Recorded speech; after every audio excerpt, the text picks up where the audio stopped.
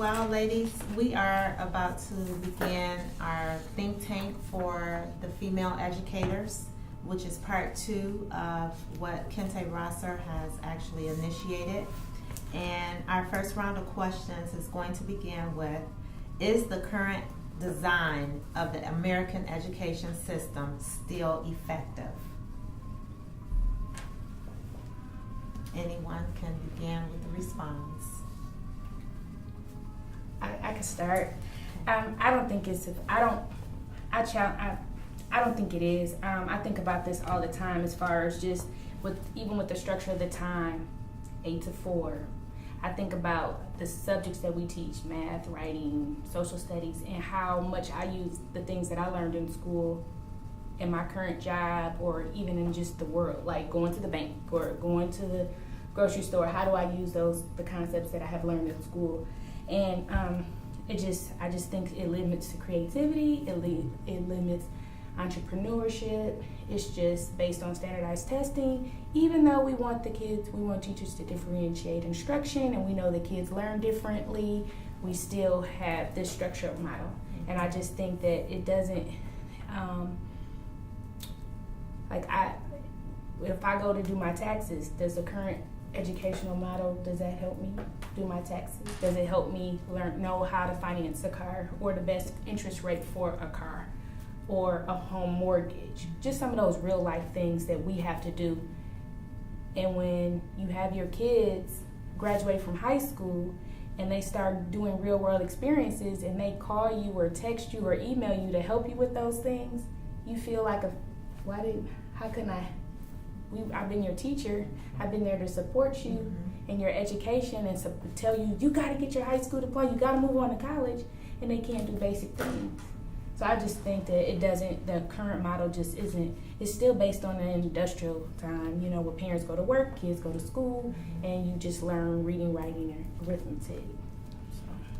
To add to that, I feel as if children are not really learning problem solving or how to think critically through an issue. So related to how do you function in the real world, because of the way our lives are structured, kids spend a lot of time away from home, away from their parents, away from those opportunities where I think you would traditionally learn more problem solving, and have more opportunities to do some critical thinking. And so, given those opportunities that are lacking in homes, then that means that the school system has to pick that up.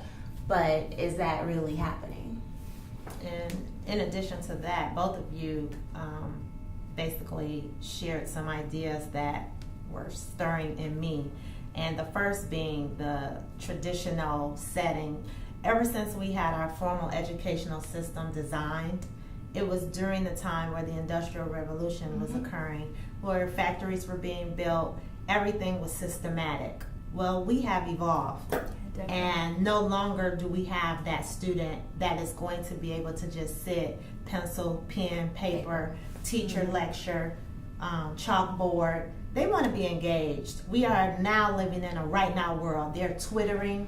I know I'm dating myself. They're tweeting. I am definitely dating myself. They're tweeting. They're on Facebook. They're doing things now on social media, instant gratification, instant communication, and yet we tell them to come into a school setting and say, no technology. You can't use your cell phones. Right. Put your phones away. Well, this is what we're now faced with. A kid that is in this particular century where everything has evolved. Technology is now more advanced than ever before in history, and we're still trying to do a cookie cutter approach and still trying to educate a child between the hours of 7 to 4. And going to traditional 55-minute or block classes and asking them to do the same rote memorization, or even if we do engage them with differentiation, how differentiated can it be if you're reading at a 12th grade level and you're reading at a 3rd grade level? Right.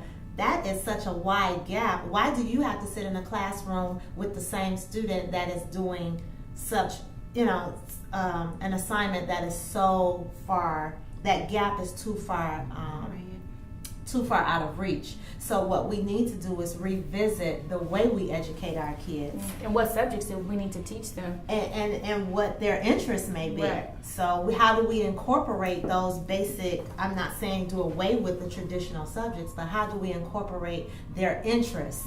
We may be entertaining the best engineer in the world, but we won't know it because we keep wanting them to do a Romeo and Juliet play, or we want them to, you understand what I'm saying? And they want to go and build something. So how do we incorporate and tap into the various disciplines, but also hone in on that particular kid's learning style? And so I am totally in disagreement with the educational system the way it currently is, because we're still trying to do things a century or almost 2 centuries old, and that's not the kids that we're faced with today. As an educator, I find it to be a struggle when I am supposed to, as you all mentioned, have to teach this pacing when I know that my students want to be creative. So one of the things that I've noticed is how my students, they appreciate when I allow them to do some type of out-of-the-box assignment where they're teaching a lesson or incorporating music into the lesson. And those are things that are not in the curriculum, but it allows for them to display their own creativity. And I think that's important because that's going to promote, that's going to engage them. And as you ladies said, I think back to when I first started teaching in '98, and I look at the student then and the student now, 2016. Those students are totally different. A student in 1998 and a student now in 2016, they're different. So why is it we still want to fit our students into a system that was created years ago that does not allow for change and for growth and evolution? Why do we want to fit our students into that when everything around us is constantly changing? We change. Look at us from last year. We're different. So this current system, which just really focuses on the strict little box, no, it's not effective. Because it doesn't allow for our students to change, for our students to grow, and for us as individuals to grow. Yes, we all went to college to teach and to educate our students, but how we do it is going to vary. And that's when our students get the most out of education, when we vary and put our own into it. That's when they get the most, and they learn the most from that. So not to take us off of the focus of this question, but I have a question for the table. What prevents the variance or the flexibility that you reference? Like, what prevents an educator from... we have, first of all, we have the Michigan Department of Education that tells us that we have to teach follow these standards. And those standards are, for now, we're, torn between, we're Common Core, so we have standards that we have to follow, and those standards have to be taught, and then they're assessed with the standardized testing, interim assessment, common assessment. So the state forces us to teach and then get assessed, and we're judged on whether those students met those assessment needs. So we are basically teaching towards the test. NWEA is tied to teacher evaluation. Yes. So you most definitely have to make sure that you are doing some things that are going to produce some growth, and you're pretty much, as she stated, teaching to the test. And they come really quick, because when you do your universal screener in the fall, the NWEA, to see where your students are, then there's supposed to be some type of growth in the winter. And then from the winter, the big results are in the spring. Then you have that, and then you have MSTEP, the state test. And then if you have any type of interim assessment, which I've been exposed to, my students had to take 3 different tests in that month. So fall, we're taking the interim assessment and the universal screener. In the winter, interim assessment, universal screener. In the spring, they're taking the interim assessment, the screener, the NWA test, and then to see the growth, and then your state test. And Thank you, because I think for a lot of people outside of the classroom and outside the educational system, you don't realize the constraints and the barriers that educators are dealing with, and you constantly just look at the teacher or you say, well, I think my kid can do more or what have you, and not understanding all that goes into the decisions that get made. And the classrooms are not they're homogeneous. You have different tiered students. You have students that are 3-4 years behind. Yes. Because when you assess them, you see that they're missing a bunch of foundational skills. Then you have your students that are tier 1, that they're on level, and you want them to grow. Mm-hmm. And then you have the ones that are just regular, I get it, Mm-hmm. And all of those are in you have 30 kids in a class, and they're all different levels and coming from different situations. But you have your standard and objective on the board that you have to teach, and you're supposed to teach it in various ways. And then you have to make sure that it's assessed appropriately, because in a couple more weeks, those students are going to sit in front of a computer or a pencil paper test and given a choice between A, B, C, and D, and they got to select that right choice. Right. And then you're measured by that. Right. It's a lot of pressure. Mm-hmm.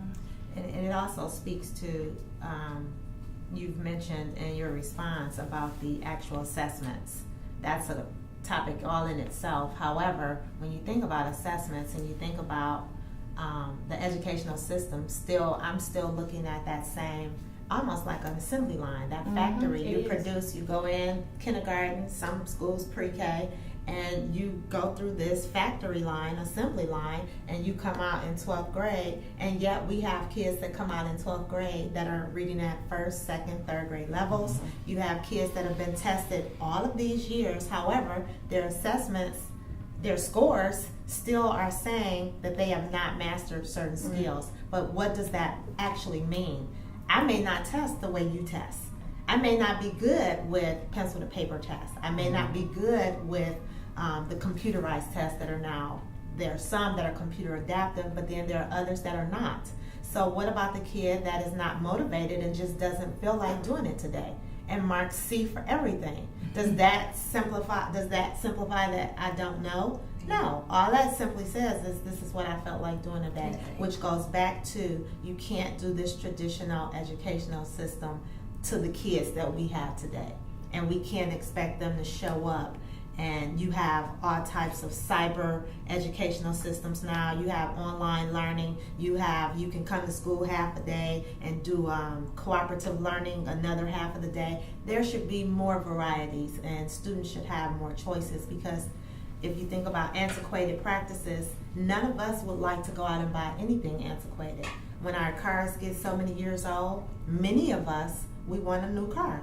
When our cell phones, that's the big telltale. When our cell phones get 2-3 years old, we are laughing and basically mocking people. I know in my family, they mock us. If you have an analog. So you want the more advanced, new, innovative technology. New phones come out. They have the mind to be able to think about why you want it, how you can use it, and manipulate it, and how it's going to benefit you. Exactly. And we're still walking students in a line. I've been in brand new buildings where it's still like that red line or that blue line the kids have to follow.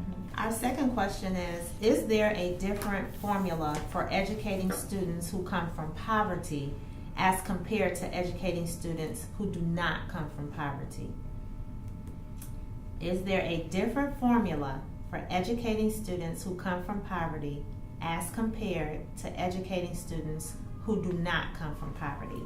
So we're looking at, I know formula may be the operative word, however, we're looking at, do we look at the way we educate all students the same, or do we look at, should there be a shift with students that are in poverty versus those that are not, and how we educate them? I want to say yes, but I want to preferences it. I don't think that it's a difference in intelligence, like that because you're come from poverty that you are not smart or that you can't learn. So when I say yes, I don't want that to be the, I just wanted preferences as that. But I think it's a difference because I do think that students that are born in poverty, especially in our urban environment, they are maybe not exposed to going on vacation, big rich vocabulary, experience different things. They don't have those real world experiences outside of their environment, or even the parent that has those experiences to give them that. If you are able to, and you have a child and you have a certain amount of money coming in, you can take trips. Your vocabulary may be a little richer. You can explain things a little detailed. You can expose a different way.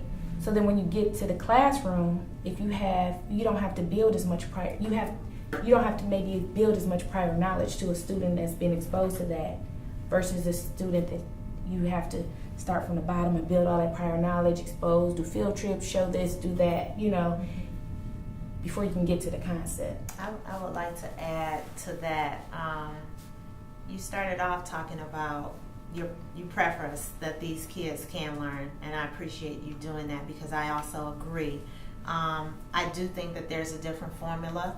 I do feel like any student can learn. There's no level of capacity that caps certain kids because of poverty. However, to level the playing field, we have to look at resources.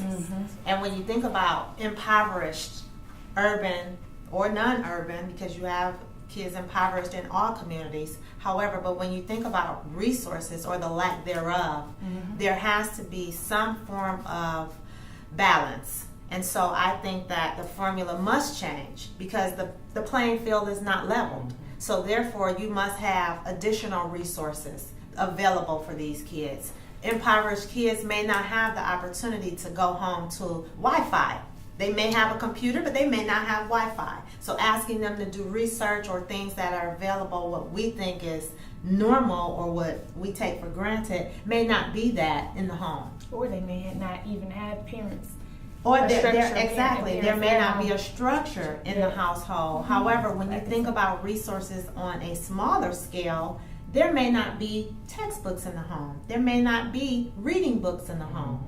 I know we grew up with encyclopedias and we now live in a different era where everything is Google at your fingertip. However, if those resources or those fundamental skills are not embedded, or if mom and dad are at work or working 2 and 3 jobs trying to make ends meet, we have to make sure that we avail these resources to our kids. So therefore, the formula changes because we need to provide them technology if they don't have it.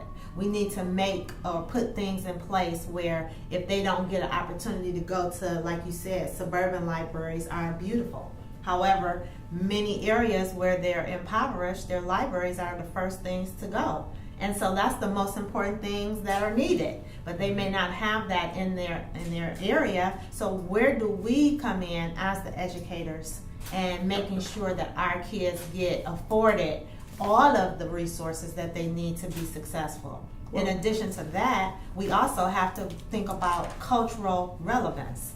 You tapped on it slightly with talking about the fundamentals or the foundational skills that may be lacking. But if our kids don't understand it from the perspective of their lens, their cultural relevance, we may speak a different language. And sometimes we have to teach our kids in the language that they understand in order for them to get it in that standard or that common core, whatever it is. But we have to understand, we have to adapt. The educator must modify, adapt, understand their client. What is the culture? What do you speak?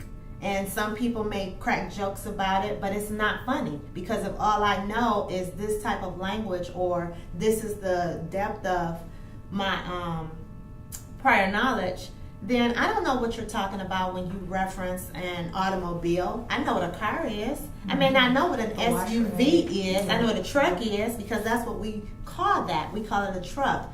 Why are you saying SUV? So if you're assessing me on that, I have no clue what you're speaking about because that's not the way we talk at home. So we have to, number one, understand our client, meet them where they are, provide them resources, make our lessons culturally relevant, understanding, making sure that we're on a level playing ground, and then being that agent, that change agent that lets them know this is where we are, this is the way we say it, but this is what an SUV is. This is what it looks like, this is what it means.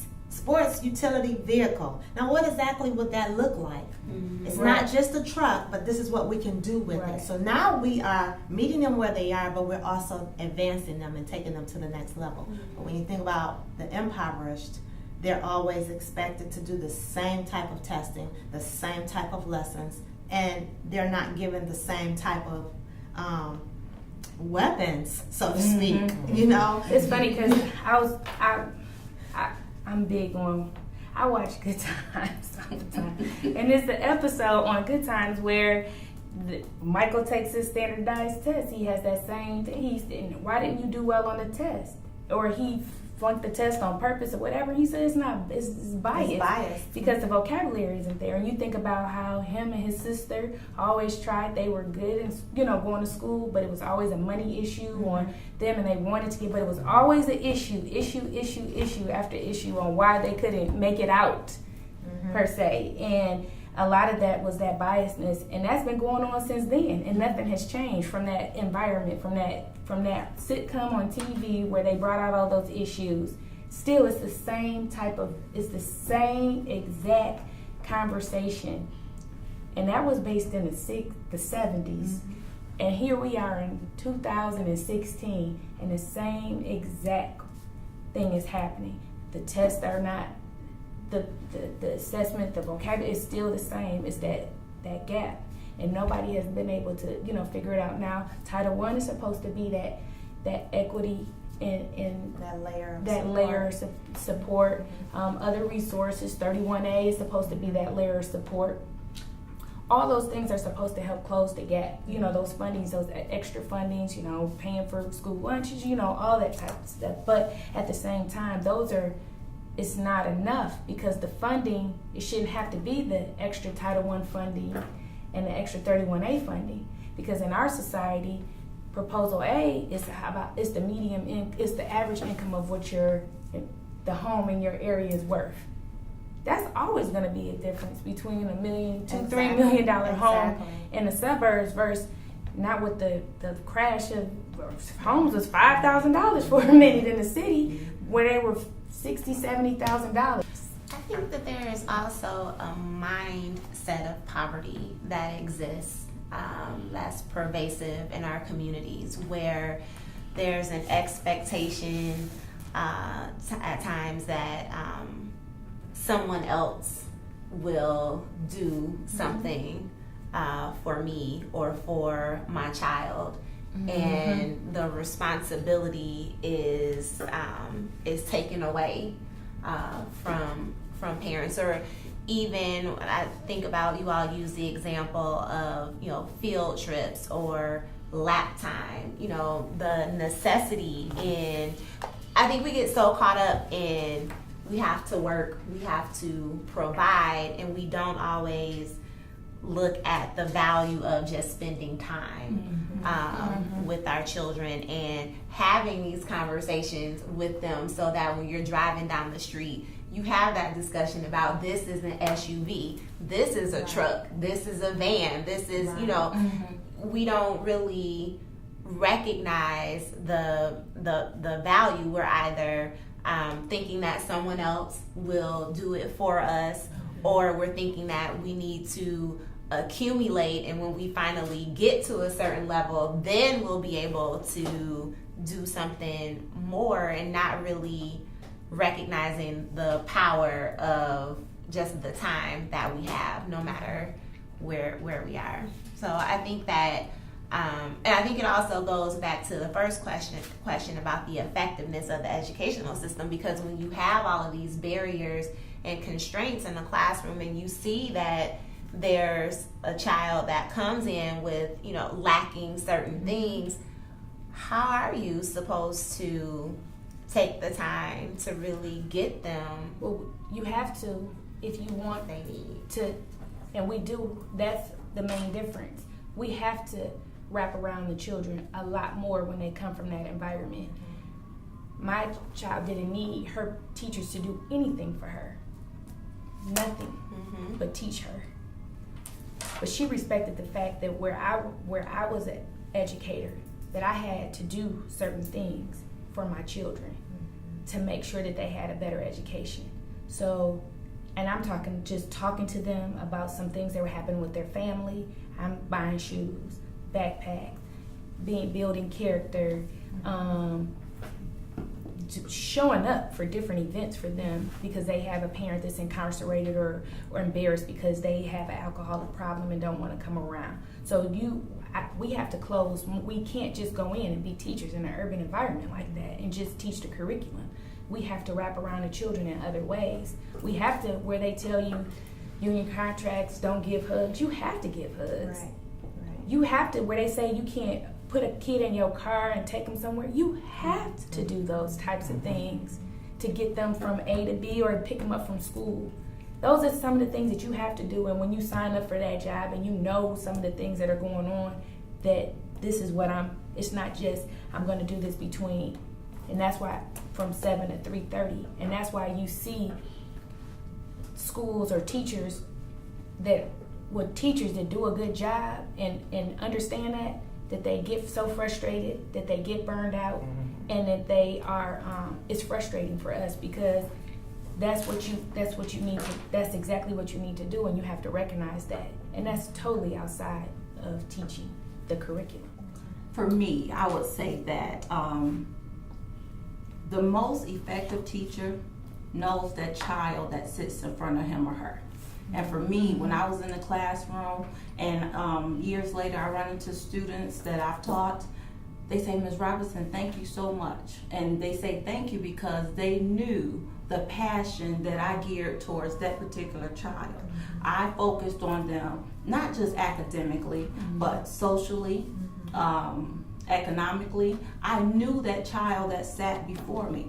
And once you know your children, and I feel all teachers, you should know the children that are sitting in front of you. Once you know them, you know their background, you know what they can do academically, you know emotionally, you know where they are, then you can gear or focus right into that child. And when that child knows that they have a teacher that truly cares about him or her, that's when they step up and do what they have to do. Right. So that teacher has to have the resources. They have to be intentional. You know, I look back, students that now, my students have babies. Right. And they say, Ms. Robinson, thank you. Oh, there's Ms. Robinson. And it's at the point now where I can't go anywhere without running into one of my students, and they're always happy to see me, thank goodness. They're always happy to see me. It's a positive experience that they remember from 6th grade, and they're in their 20s now. And that's because I knew my kids, I love my kids. Oftentimes teachers are told, don't say you love these kids, this, and that. But how can you not love them? Right. They're yours from 8 o'clock to 6 o'clock. Those are your babies. And you target them just like you gave birth to them. That's right. You love them just like you gave birth to them. And once they feel that, once they understand that, then they go above and beyond that student seat to make you and themselves happy and feel satisfied. I always told my students, you are my babies. I always called them babies, no matter if I had 6th grade or if I had 10th grade. You're my baby today. You're going to always be my baby. So I run into them 20 years, later. Ms. Robinson, am I still your baby? You're going to always be my baby. Always. It doesn't matter how old they get. And I tell them, I said, if you're doing wrong, I'm still going to be Ms. Robinson, and I'm going to let you know, yes, you're bigger in stature, but you're still my kid. I ran into a student at the gym. Of course, the last place I want to run into a kid at the gym, I'm trying to get my workout on. He's just staring at me, and I'm like, why is this student or this young man staring at me? I'm like, oh, goodness gracious. Excuse me, are you a teacher? Is your name Ms. Robinson? I'm like, yes. Oh, I had you in 6th grade. You were my 6th grade. And it's like the joy that came on his face because he remembered his teacher from the 6th grade. And this young man, like I said, he's in his 20s now, if not 30. The joy that came across his face, seeing his teacher 20 years later. You made that much of an impact. So my thing is, you have to be intentional, and you have to know who's sitting in front of you. You have to know that. So we have to reach our students academically, emotionally and culturally. And I wouldn't say that there's a necessarily different formula for teaching students from poverty, just the path to get there is different, because we may have to bring in additional resources that they didn't have coming from an impoverished household. So I would say we have to just work together and bring in all these resources. And yes, we're limited. We're very limited in our resources. But we also have each other. And what I don't have, you may have. Right. You know, so we have to count on one another to help us through these times. You know, we can't always depend on someone else to do it for us. We have to stand up and do it for our own. And at the end of the day, once these students know that you're there for them, they do all they can. I generated quite a few notes, and when I reflected on this question, the first thing that came to mind for me was the movie A Time to Kill. When at the end, Jake Brigance, the character, he gave that scenario of the little girl being raped, and then he hit the jury with, imagine she's white. Mm-hmm. So my thing is, if a student or students from a rich background were placed in the circumstances that an impoverished student is placed in, will they perform the same? And I believe these discussions that we're having, I think educators already have the solutions. Mm-hmm. Nobody's listening. Right. We're not in a position to make decisions. I remember watching on Facebook a video of, I guess, what was going on with Detroit public schools, and the people in Congress were not listening to those who were trying to speak up and defend for Detroit public schools. So we have the answers, but nobody's listening. There are people who are making decisions for us, have no knowledge of education, no real knowledge of our students. So I think we do have the answers, and we've had these discussions several times before. But what's really being done about it? They're not trying to level the playing field, in my opinion. We see that again with Detroit public schools. My question would be if, with this question, if you were in a position to hire an educator or someone that worked in a school or in an urban environment with students that were poor, what qualities would you want? The top 3 qualities you would want that teacher to have to be able to be successful.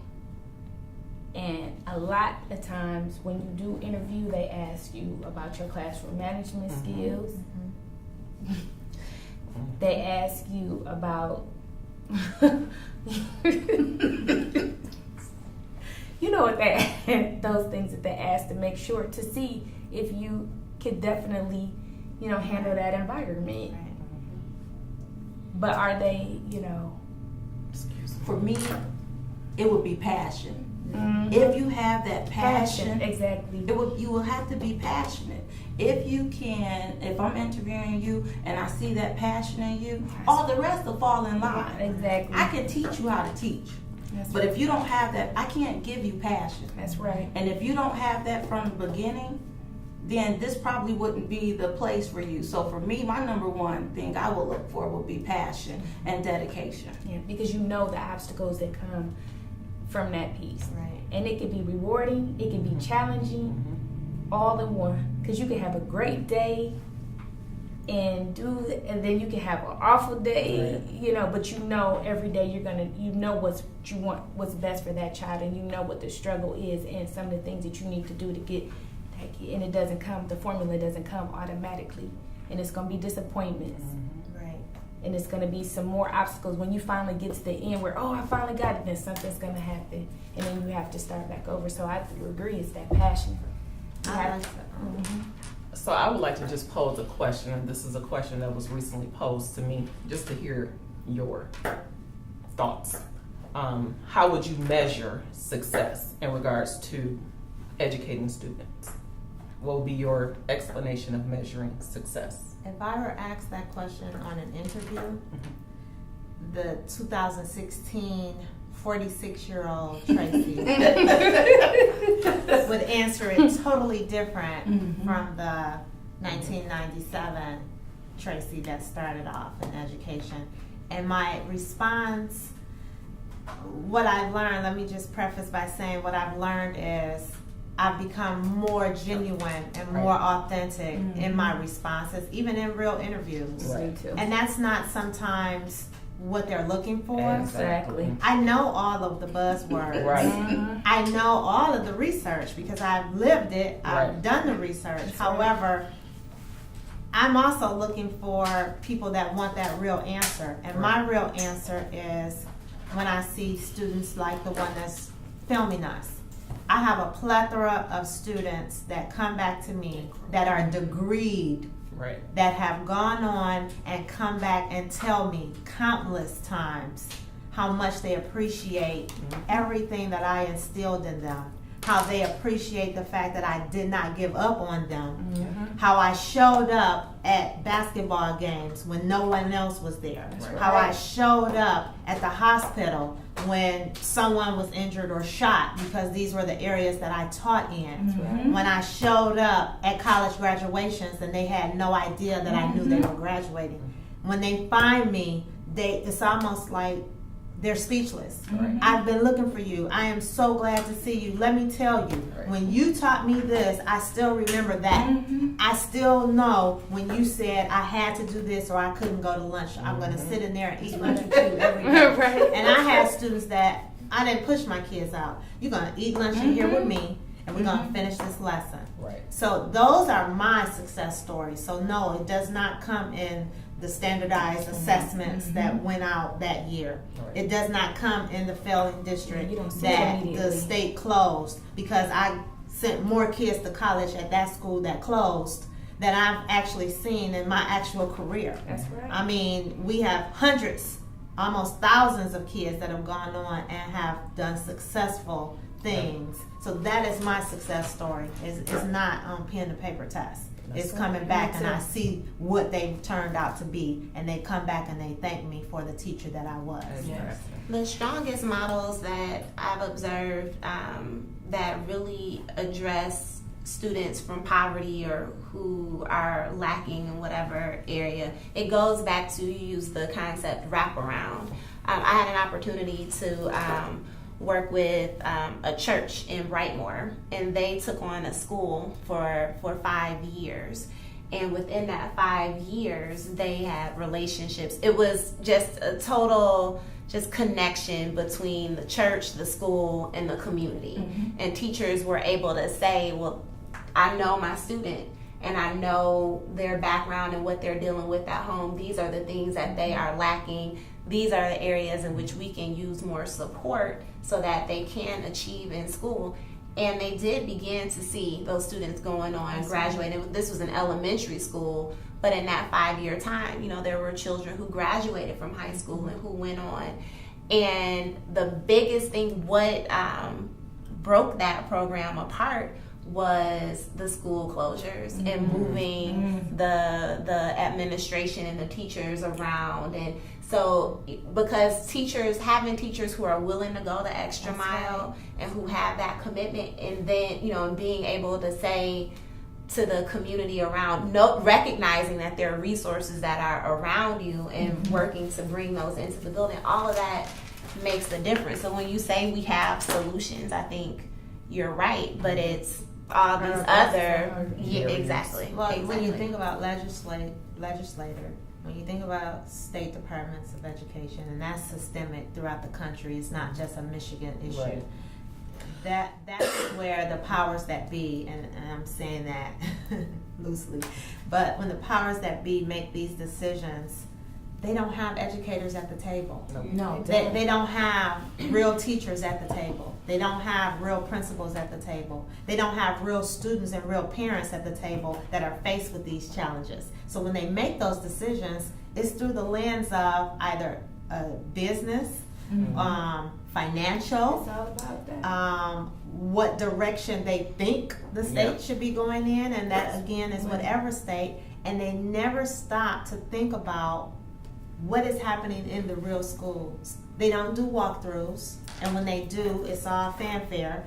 I mean, really grassroots, what's going on in our communities, and why don't we walk through urban communities? Why don't we walk through suburban communities? Why don't we see the despair?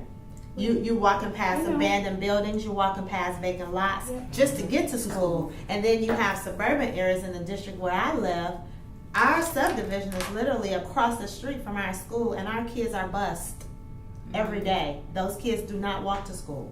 And so there in itself is a huge difference. So everything from the time that they hit their front door and walk in and there's no food on the table, and they have to wait all the way until tomorrow to come to breakfast at school, to the kid that gets to go home and food and lunch and mom has already prepared dinner, where this kid comes tomorrow, they're well rested, they've researched or read or was read to, they were asked when they got home or were greeted, how was your day? What did you learn at school? Where there are kids in poverty where there may not be anyone even at home when they arrive. So there's no one there to ask how was their day or reflect on, do you have any homework? Do you need help with anything?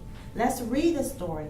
So when you think about all of those things, those are the small, intricate details that legislation and the state of education, State Department of Education, those are the things that they miss.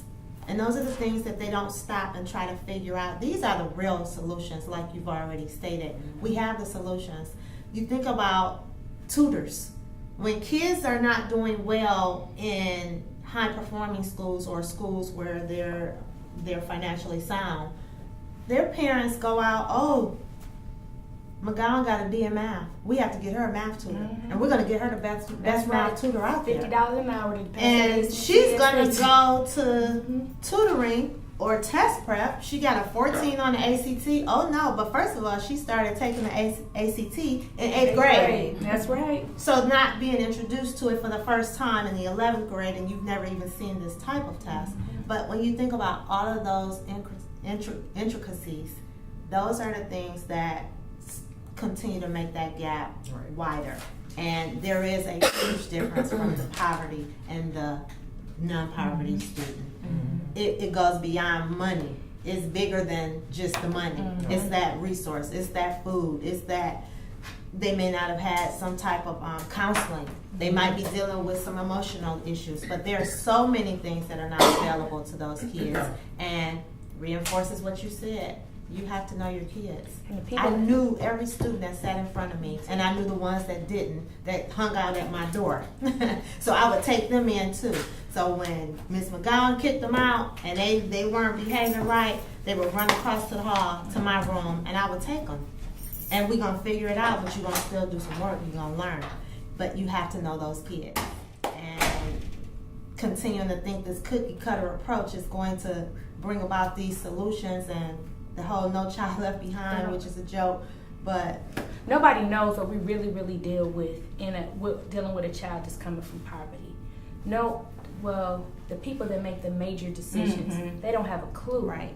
They don't have a clue of the challenges, and you don't know until you actually get to know your students and you know that this kid's mom's been in the hospital because she's dying for the last 3 years. There's no parent at home. So I'm at 11, 12 o'clock. I'm hungry. I'm driving from my home to Inkster, dropping off milk, cereal, noodles, bread, trying to show you how to make a hamburger, to make it last, because you're in a home by yourself at 16.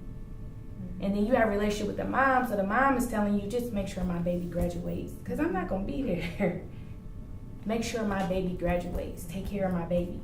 And this is what I have to do. I have to make sure your baby graduates. Because now I'm not just dedicated to the baby. I got to commit to this mom, because that mom is not, the whole family is. And I'm there. And I'm feeding, clothing, and I'm providing more than just the education. Now I'm the surrogate mom. And I have a lot of children that I am their mom, not just their teacher. And I love that role.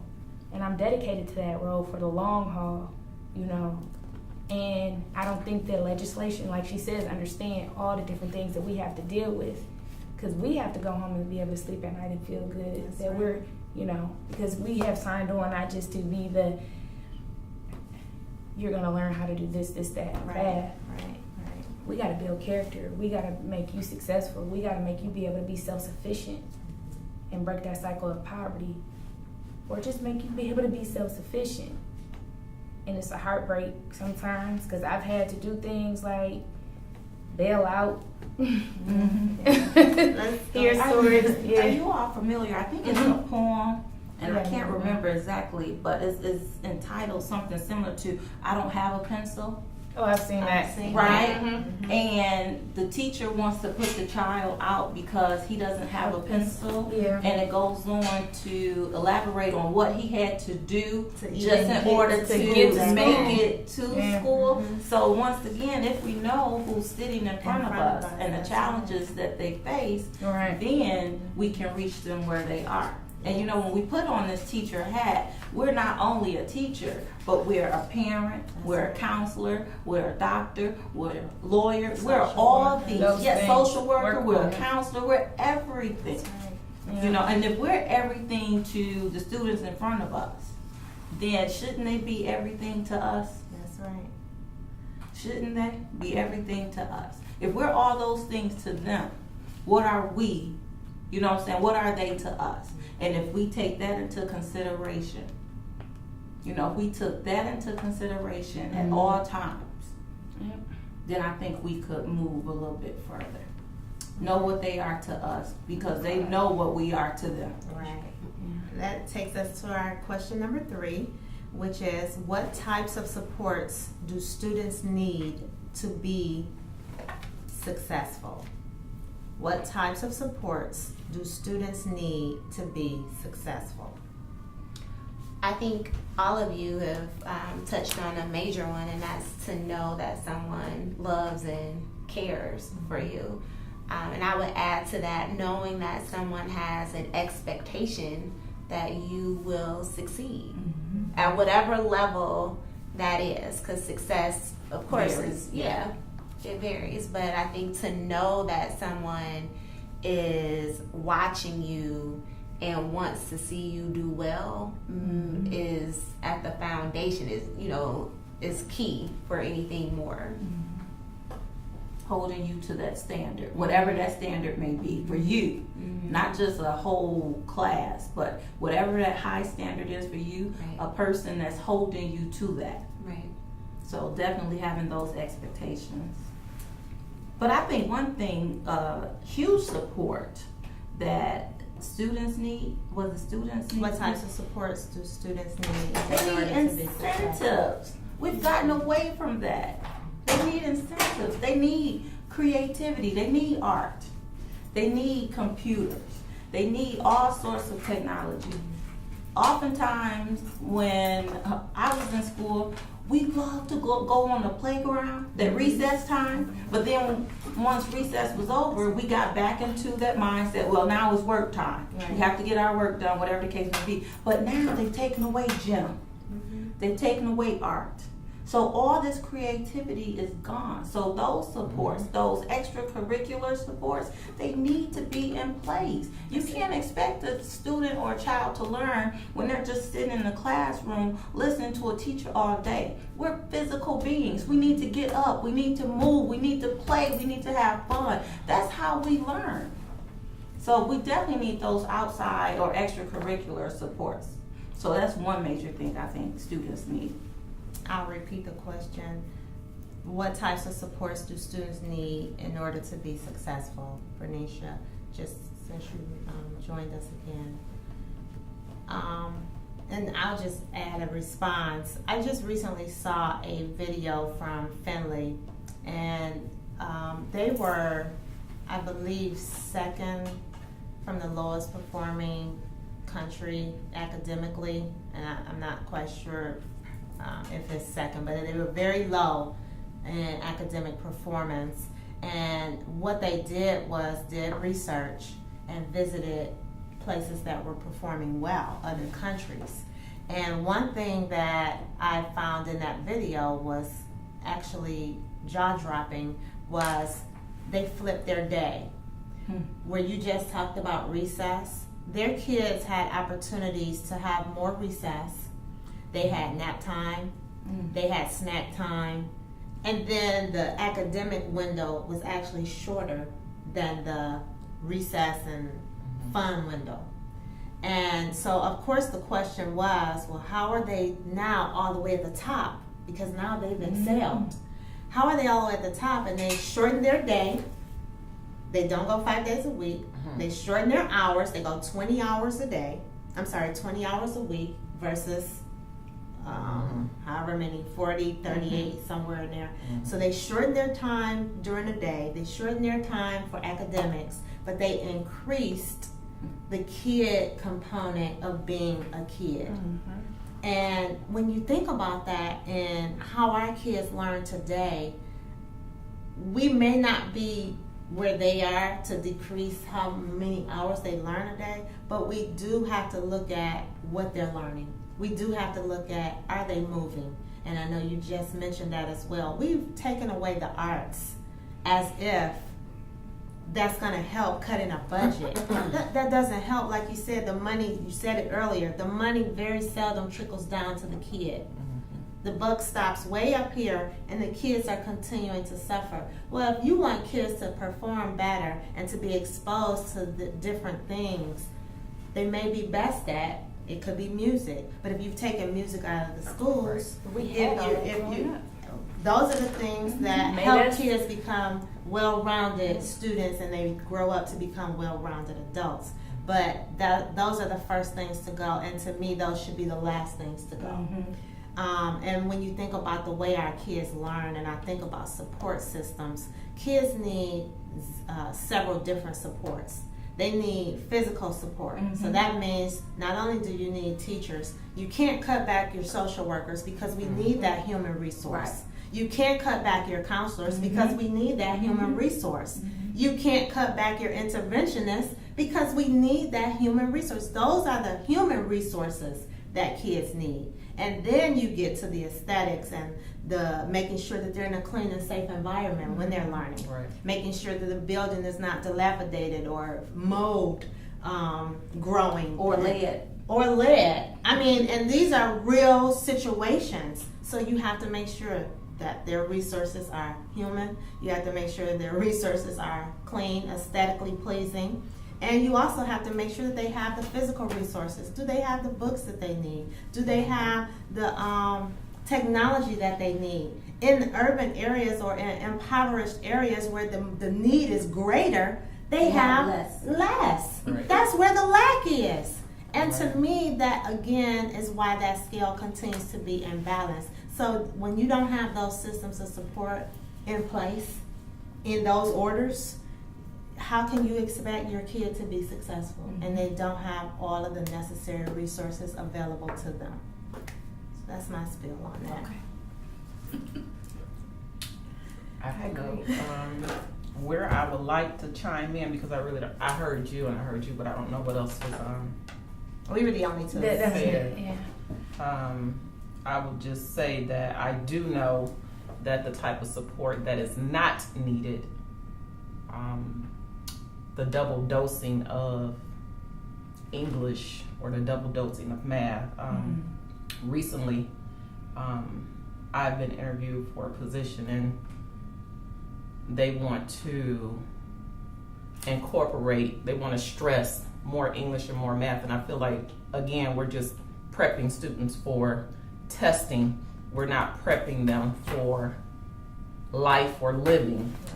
A lot of times schools' missions are for a child to become socially responsible, but you're not providing, as you mentioned, the sources or the supports in order to help a child to become socially responsible. Instead, those things are being taken away. People are being removed from those roles, so that's pretty much. My thing is just the political, what support student needs to be successful is the, like you said, what not to do, just to remove that political that political edge out of education. If we Yeah. could take all those political pieces out and just return to just grassroots teaching and playing and love all that nurturing environment, because we want children to grow up to be have those soft people skills and things Right. like that, but they're not educated in that environment. So for the support that they need is to take politics in order for them to be successful. Take that out of the classroom. Take all those things out of the classroom and let the classroom be open and free for students to learn. Just enjoy, because right now it's just so rigid. So Yeah. I don't know, like, I can't say, well, students need A, B, and C, because different kids need different things. Right. But I do know in order for them to be successful, we need to take that political edge and out of it. If we could look at it from, the politics that go into many things in America, but if you look at it in terms of where does the joy come from? We've all been students, including these politicians, including those that make these decisions. If they could just stop for one moment and go back and think about what was your greatest moment as a student, what did you enjoy the most? And I always try to think about it, I enjoyed school. I had a wonderful educational experience. However, when I think about students that are being educated today, there's no joy. Right. And you want to wonder, when they walk into your door, you're smiling and they're coming in and they're not interested in what are we doing, because that's how we get to the answer, what supports do students need to be successful. But why don't we ask them, what do you want to learn today? What do you like to do? What would you rather do? Let's close our books today. Right. And many teachers don't have this option. But if you're that brave teacher that the principal trusts you to go out on a limb, we're closing this book today. And let's just talk. Let's just talk. Right. Even if we're talking about something that we can relate to in the book, we're going to just talk. What do you want to do today? What can we talk about in this class, whether it's English or math? Let's just find out. Let me see some smiles. How can I get to that smile so I can find out the joy of learning? And that's how we let kids become successful, getting to the joy. If they enjoy what they're doing, they're going to excel. Right. In the course of the day, though, there's times where you have to go to math, you have to go to ELA, those things that you don't like. Because I wasn't ever best friends with math, but I had to go. But I had academic games that helped me enjoy it better. So when I played equations and onwards and was on top of that. So in the course of the day, or if you have a school that, and of course it's fun, and the teachers are having fun, and you have fun activities after school, before school, or you're looking forward to that big event that's going to happen, or that pep rally, those incentives, then you're going to make, then even though that part of the day is going to be stressful for you when you go to math, at least you can look at the other hours of the day, or after school, or a certain event that's coming up, or that end of the month incentive, or you're going to go to this class and get that. So even though we can't perform, every teacher isn't going to be the fun, jovial teacher that's going to, everybody has their own experiences as an educator, but through the course of the day that the whole school, and the schools that are successful, like that Ron Clark, all of that, the schools that are successful models are those models where students are able to, through the course of the day, have some type of joy or something that they're attached to. Whether it's the after-school sports program, whether you have a child going, they're into technology and they're taking pictures, making videos, and you're allowing them to do that and capture moments. Whether it's in a computer lab or whatever, whether it's this kid is following around and wants to be the principal, so they're doing this, that, and the other, but it has to be an environment where all those types of things are going around. So those extracurricular activities are present, and then the passion for the teachers that are present from the teachers are present, whether the parents are involved or not. Right. They have something to look forward to during the course of the day. Did anybody have Zuri Ellery as a student? Zuri, she was I remember Zuri. She just tagged me. It's sort of what we talking about. She just tagged me in this post. I want you to read it. But she was like how great it was to be an extra Viking. And you sit here talking about. Okay, this response is, or her Facebook status actually, she shared a memory.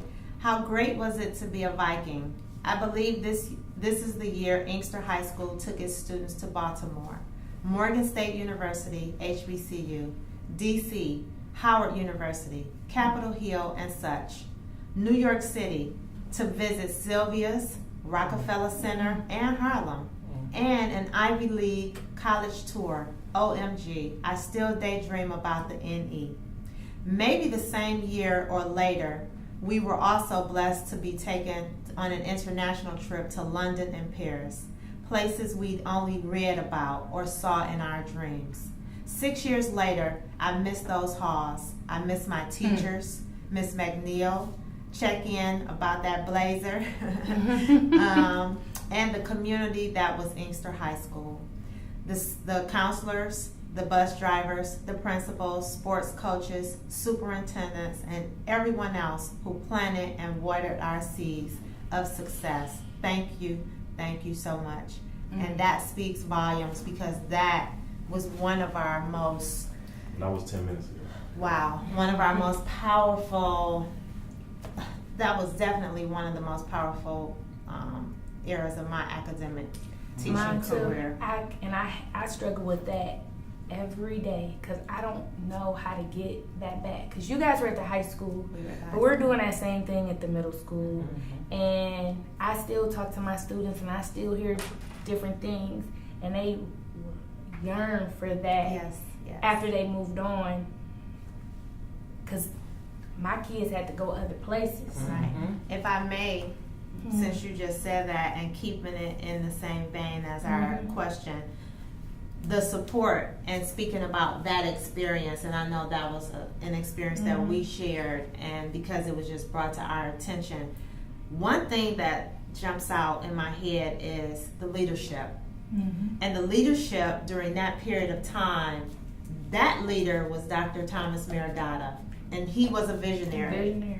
This man literally hand-selected all of these people, all of these systems that we have sat here and discussed this morning. He knew this. He selected the counselors. He selected those passionate teachers. He hand-selected those principals. He hand-selected those coaches. And together, along with many other people in that community, because he reached out to the community as well, we all came together, and collectively we brought that synergy. And we were able to deliver. That's why those kids yearn for us to this day, and we still yearn for that experience, because we've never had it since then. But he systemically put all of these key players in place in one building, and he came at a time where he had the autonomy to do that. So that political portion was not there. Not at all. He knew what kids needed to be successful. They needed resources. He made sure they were availed. International trips, like that student said, out of the country.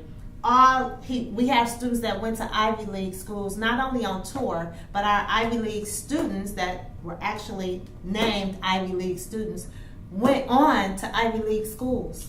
I have one of my students that I'm still in touch with right now, Periel Lacey. She graduated from Brown University. I just, it gives me chill bumps to know that he did all these things, but it was all because of the leadership, that he knew what was needed for kids to be successful, and he spared no expense. Not only on his human resources, he paid his teachers well. He paid his principals well. He made sure that they had all of the resources. We had excellent benefits, and we had a culture that we loved. We all had one thing in common. We loved our kids, and we were passionate about what we were doing, from the elementary all the way up into 12th grade.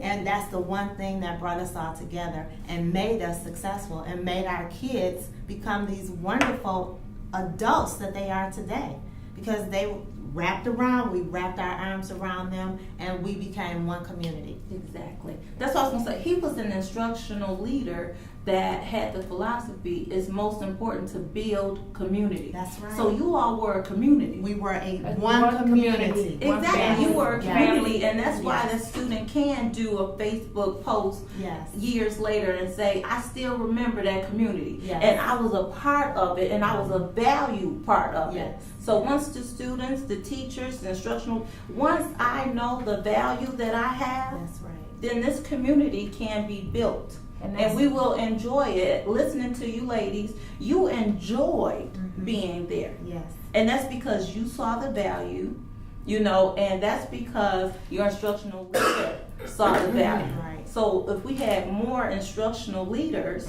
that saw value in building communities, you know, communities of learning, Right. you know, that's one support or one solution right there. And that's We the can't true just look assessment at right it there. as just educating students. And that's the true assessment. It's not the standardized test scores at the end of the school year at all. It's those people skills, it's those soft skills, it's that, and recreating that. Because everybody is not gonna always score a perfect score on the ACT, SAT, NWEA, Growth, Tier 1, all of that. They're not. There's other things that you can, that show that students get it. And they may not show it to you right then and there. Right. You may see it the following year. You may see it that summer. You may see it three years later. Or you may see it 4 years later on a Facebook post, you know, because as they grow and learn and as they, you know, move through society. And that's where you really can see whether you made a difference or not. This springboards us right into our fourth question. What types of supports do teachers need to be highly effective? And I'll just give a quick synopsis because everything I just said about that visionary leadership that we were under, I've seen highly effective leaders that were able to build capacity in their teachers, and that was, what did that look like? It was giving them mentor teachers. It was giving them resources that they needed and not being punitive, but actually realizing when challenges or teachers were struggling, let's get you some layers of support. Let's get you an instructional coach or someone from the ISD to come in. And what that yields is someone that feels valued. If a teacher feels valued and supported and not being judged or put down, but built up, and let's give you everything that you're going to need to be successful. And then we're going to come back and we're going to follow up. We're not going to just leave you there to dry. We're going to come back. We're going to follow up. We're going to pair you up with someone that is a seasoned or a veteran teacher. And we're going to make sure that each day or each week that there's a check-in process. But we want to make sure that you feel good when you walk into your classroom so that you can make your students feel good. And your instructional process then becomes a cycle. The coaching cycle. It's a cycle. That's And right. I taught for 7 years before I went from Detroit Public Schools to Inkster Public Schools. And those 7 years, I never received an evaluation at all. Never had a principal come and observe me or anything. And when I transitioned to Inkster, that was the first time that I was evaluated, that I was had observations, and also the professional development. Right. I have been everywhere. People have been into the schools. I got so much professional development with different types of instructional practices that helped me continue to want to be a lifelong learner. Right.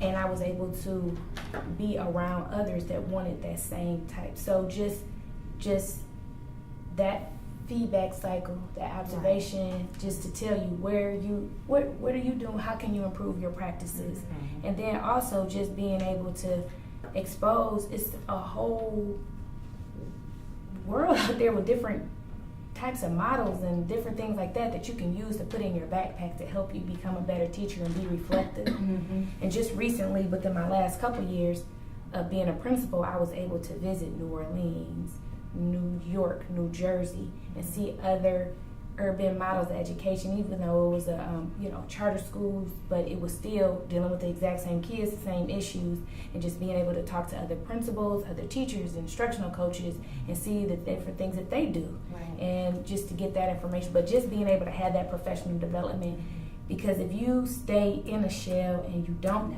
in that box and you don't get the professional development and continue to be a lifelong learner, although you have your degrees and stuff like that, but talk and meet with other educators and bounce off ideas, or sit around the table like now and do a think tank, then I think that that's not it. So that's the type of support. I think professional development, and I'm not talking about the professional development that we dread that's just selected for us, but meaningful professional development.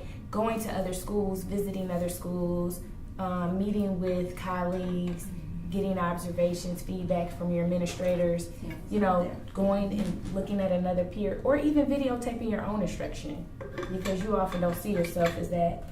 And then just that teacher support, I think that's what I put on there.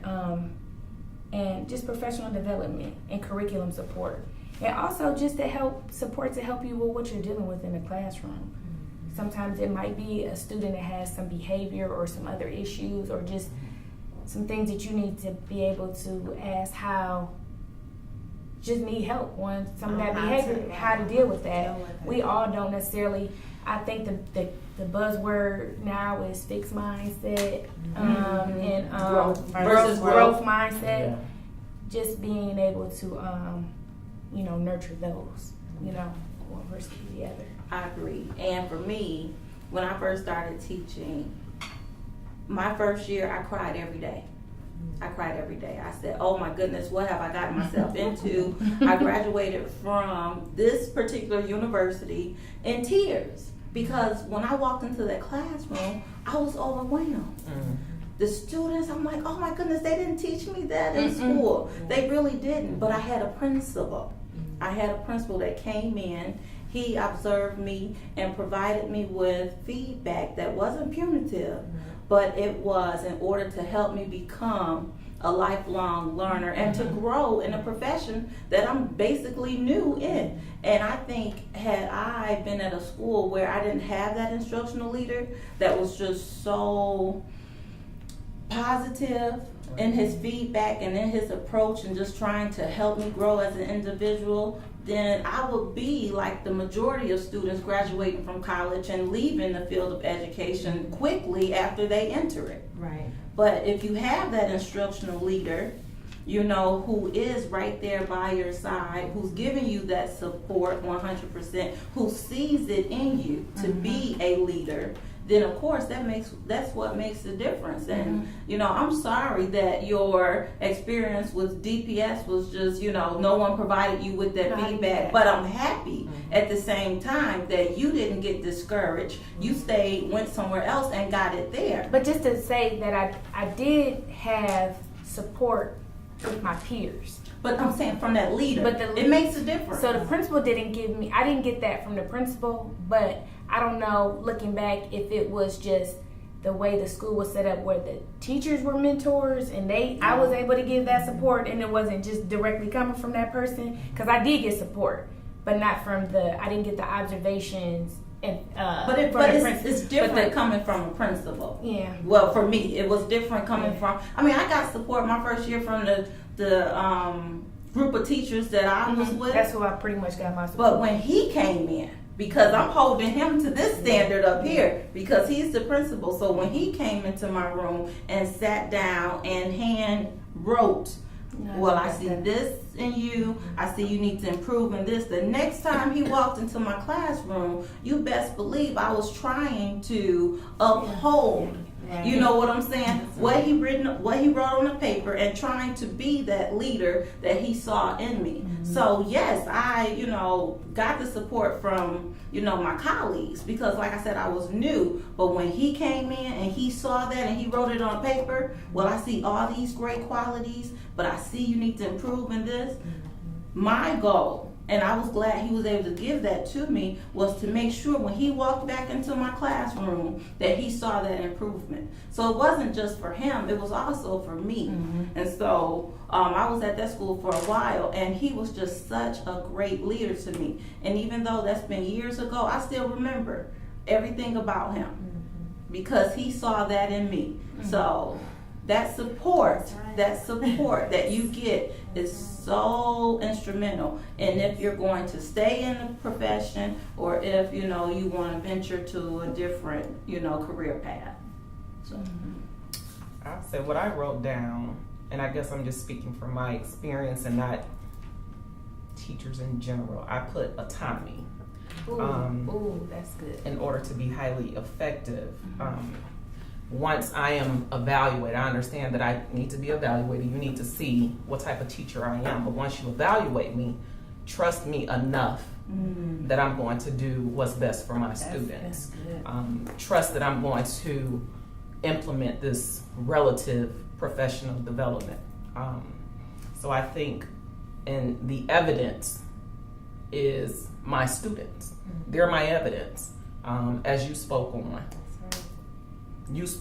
We may not see it immediately, and sometimes we may see it immediately, but they're the proof that I am doing what it is that I'm supposed to do as an educator.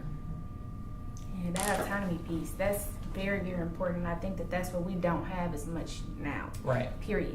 I thought, for me leaving the classroom, that I could make a better difference moving up, being an instructional coach. I could see some different things. Then I said, oh, maybe if I become principal, I could, it's still no. Then I'm thinking, what that autonomy piece is very, very important. But it's hard having autonomy in a structured situation where you're forced to. But I see I know exactly what you're saying, that autonomy. Like, someone can trust and know that you are a thinker, you're a professional. But I feel that like you I had that. I really do feel like I definitely had that in Inkster. No, I had that then. Yeah. I'm saying like now I have been, and I've been suppressed in that for the last couple of years where I was suppressed in that autonomy as a principal. Right. I had more autonomy as an educator in Inkster when I was there. Then I had a principal for 3 years in the school, in the public charter school system.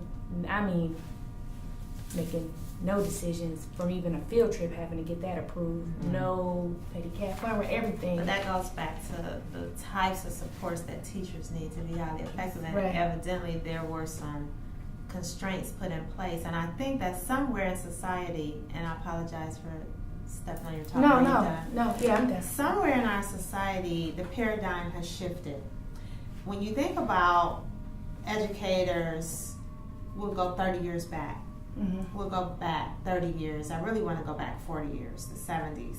But when you think about the perception of a teacher and an educator, they were held in high esteem and they were valued and they were treated as such.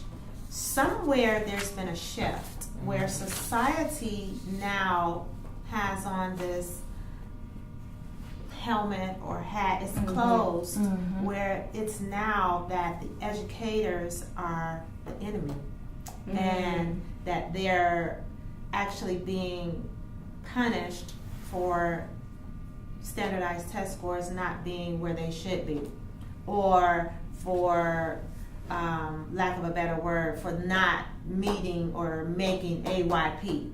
So we're going to do away with all the teachers. But never do you see society defending what teachers have to deal with. What are the supports that those teachers need to be successful? They're being evaluated without having all the resources available to them. I want you to be successful in the classroom, but I'm not going to give you everything you need to be successful. Right. So yes, there's some schools and some districts that they don't have a curriculum. And so the teacher is actually making it up. And you think about real supports such as that human element, and I'm going to continue to talk about that human element because it continues to be diminished. But you need those collaborative teachers or support systems, coaches, but you also need that instructional leader that understands that they're an instructional leader and that they do need the autonomy to say, I know my teachers just like my teachers know their students. Exactly. And so I know that I can take the risk on Bernicia Brooks because I know what type of teacher she is. So if I walk past her classroom and her students are doing something unorthodox, I know it's going to still yield some positive results because I know what type of educator she is. But that's the kind of support, though, but you to have support the professional decision. And that's so important that you said that, because you have to be an educator to even know what to look past, to know, to be able to do that. And if you have people that are in education making decisions in certain school settings that are not even educators, they may not know what that looks like. They don't know anything about education, but they're making educational decisions. Right. So if you're working for a management company that are not educators and they're coming through and they're gauging you, or they're hiring people above you that don't have degrees in education, never been a teacher before, and they're monitoring your performance as a principal, as a teacher, and they're walking through the halls, you don't even have a clue. Right. When I look in, I can see automatically, oh, she's working on this, that, and the other. I'm an instructional. I can look, I can see. It don't take but 2 seconds to assess a child. Right. They said that you can. I read this on Facebook or something. It takes a teacher. They can watch a child interact or play for 10 minutes, and you can know everything. Versus waiting for standardized test scores. Absolutely. We don't need all of that to see where their gaps are and this, that. And you can watch what kind of person that, the kid that they are and how they learn and all that stuff. But first of all, we have to have educators making educational decisions. Right. Yes. So right there is the big problem. And I think that with the new politics and everything else, it's like the people that are making decisions aren't educators. And I'm saying in general, suburban, urban, just educational as a whole. We're not respected as educators. No. Those who can do, those who don't teach. And that has still been, we have to fight for. Everyone thinks that educators do because we care, but they forget that we're family. We have families and people we have to provide for. We want nice things, want to go on trips. I've had to explain this to people for years, like, yeah, I get the summers off. Yeah, I get the vacations off, but I only get paid for 10 months. Right. Like, we have to spread our pay. People think, oh, you all have it gravy. But the amount of time and hours that we put into our job, the true educator, is way more than the 10 months and that hour day and all that kind of stuff. So I do think that the support is necessary, but I also do think that we are not respected as professionals at all. I'm interested, Courtney, to hear your perspective from the homeschooling as a teacher. What makes that successful or highly effective? So I've just been generating a list as you all have been talking, and peer support has been crucial because homeschooling is not an easy task. And so being able to have those relationships with those who are doing it or have done it successfully is just invaluable. But receiving that feedback from, in this case, it would be my husband, who's also an educator, which helps tremendously. But to know that I'm on the right path as it relates to how we're educating the kids, and for him to provide the resources so that I can have the creativity and the autonomy that I need. There are some days where I say, you guys are tired, or you're not responding the way in which I think you should. We're going to do something a little different. Okay. And to hear from him, well, that's okay. I know that you'll get back on track. The objectives that we have set will be met, but I know you need to take a step back and do something a little different. And to be able to have the resources in order to do that is crucial. But I think just listening to your conversation as teachers in a more traditional setting, and then even in my situation, I think trust is critical. last year with all of the teacher walkouts and everything, a teacher shared that when they went back into the classroom, they had some of their students basically say, we don't have any respect for you. Like, you didn't fight, you didn't really, like, you're back here in the classroom without really receiving what it is you were fighting for. And so as a teacher, how do you continue on in that vein? That lack of respect, and just trusting that, like, I'm really here wanting to help you and to develop you, but that other perspective, how do you really continue on in that? And so we have to really trust and value teachers and the work that teachers, all types of settings are putting in. I think the most I get is when parents come up and you ask them to volunteer, or someone, and they actually stay up through the day and see some of the different things that you have to do. Those parents that are involved will say, wow. It's eye-opening. You guys have to deal with a lot. There's 30 kids in here, or it's 25, or ooh, look how that Or kid it's just talked to 42. you. Right. Look how that kid just talked, or whoa, look at all these kids together. I think they don't understand, like, how much we have to protect the kids, keep them safe. We have to teach them character development, and have to deal with each other. We have so much to do on top of just the curriculum. The environment has to have all these things in place in order for them to be productive.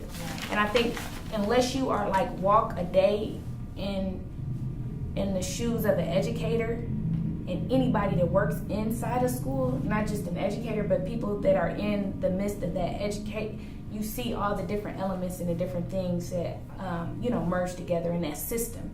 And they all have to be working smoothly in order for it to be, because everybody has different personalities, but definitely we need people to understand exactly what goes on, and the people that make the decisions to make the decision on what what should happen and take place, because every school has a different feel, because it's different educators, and everybody has that. People want children to do well, but I don't know, it's different levels of passion on what they will do to get that together. But I do think that people on the outside should come more and volunteer more and see what's going on and do the walkthroughs and see what a day is like in a school setting, and then they can appreciate our profession again. And like I said, I don't know what the breakdown is. What we got to do with them take on that? Where is that breakdown? Educators were extremely respected. Mm-hmm. I mean, yes. And in other countries, educators are treated like royalty, like I would like stars. Putting them down. And I think to wrap up my perspective, if I had the opportunity to run my own school or district, the one thing that I would do is focus on paying my professionals as they are professionals. So that would be the first start for me. Highly respected professionals should be paid as such. In addition to that, creating a culture, and sometimes you have to do PR. So creating a culture where the community is involved and married to the school system. That's my ideal understanding, that the two go hand in hand. There should be a marriage. Getting our parents involved, stakeholders in the community, corporations. I would be inviting all of these stakeholders in, because it does take a village. So those are the things that I think, in my perspective, that would help support not only teachers, but it would support schools, it will support students, and it will more or less eliminate a lot of the other underlying problems. Because if there's a lack of funding for additional resources and you have community or stakeholders involved, they may be willing to donate. They may be willing to have someone that this is their profession, so I can come in and be a speaker for this, or come in and do after school services for this. But I think it takes an entire village, and that deals with creating a culture and mind shift, you know, getting people to understand that the teachers and the educators and the school system is not the enemy. And this is where you don't send your kid to a doctor that you don't like. You're going to pick a new doctor. But we send our kids, or people send their kids to schools that they complain about, that they don't like the teacher or they don't like the school or whatever the case may be. But there's never solutions to why and what can we do about it. And I think that getting to the root of things and being solution oriented, but first and foremost listening to what educators have to say. And I think now is the time we do our introductions and final words. Okay. Want to start with me? Why not? Siobhan McGowan. I've been an educator for over 16 years, and I've been a principal for the last 3 years. Okay. Bernicia Brooks. I've been an educator for about 11 years, teaching English. I'm Courtney Nellums. I am a homeschool parent, and I help to run a homeschool cooperative in Detroit. Yukila Robinson. I've been an ELA secondary teacher for 12 years, a literacy coach for 2 years or 1 year, and I'm now an instructional specialist, and I've been that for the last 5 years. Tracy Causey Bryant. I am now in my 20th year in education. Started off as an ELA teacher, secondary, promoted to instructional specialist, then to a program supervisor, currently instructional coach, and I still love what I do. So that concludes our think tank for today, ladies. Thank you so much for your perspective. It's been actually a rewarding conversation. Thank you. Thank you. An agreement.